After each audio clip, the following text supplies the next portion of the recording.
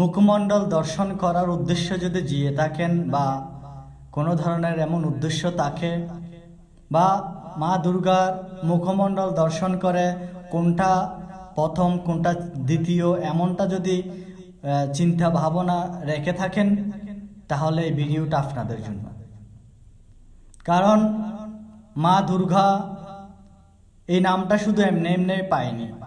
তিনি জগৎ জননী, তিনি মা কালী, তিনি অম্বা, তিনি দুর্গা, তিনি এমন অনেক 9টি রূপ। তিনি এই 9টি রূপে 9টি নাম ধারণ করেন, কিন্তু তিনি এই নামগুলো এমনি এমনি পায়নি।